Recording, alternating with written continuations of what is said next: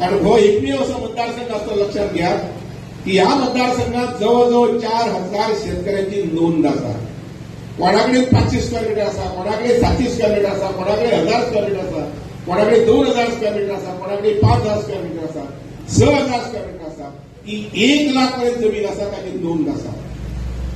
आणि जेव्हा हे सगळे आकडे हांवें पळयले तर मला धावनारी विचार आयलो की हे सगळे शहर लोकांनी शेती रोवपाचो, बागायती करपाचो, भाजीपालो फळफळावळ रोवपाचें काम केलें जर जायत जाल्यार कितलें सुजलम सुफलम आमचें गांव जातलें, आमचो मतदारसंघ जातलो. आमचो मतदारसंघ म्हणटात ना, बाकीच्या मतदारसंघात हे जावंक जाय.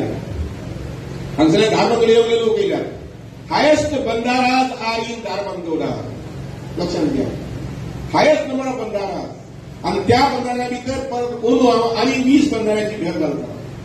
2025 डिसेंबर जाई पर्यंत धारबांदोडा मतदारसंघ आसा पळय न्ही, जातूंत जवळजवळ 8 ते 9 सुमार गांव आसा, थंय अजून आनी 20 सुमार बंधाऱ्यांक नवीन बांदकाम केलें वता. 2025 पर्यंत गोंयांत टार्गेट दिल्लें आसा डब्ल्यूआयटीचो एक भाग म्हणून 100 बंधारे जावंक जाय अशें म्हणून. आणि काल पयर हांवें मिटींग घेतली तेन्ना 95 बंधाऱ्याचे म्हाका लिस्ट मेळ्ळें. ज्या 95 बंधारांतल्या जवळजवळ 50 बंधारे बांदकाम पूर्ण जाल्लें आसा.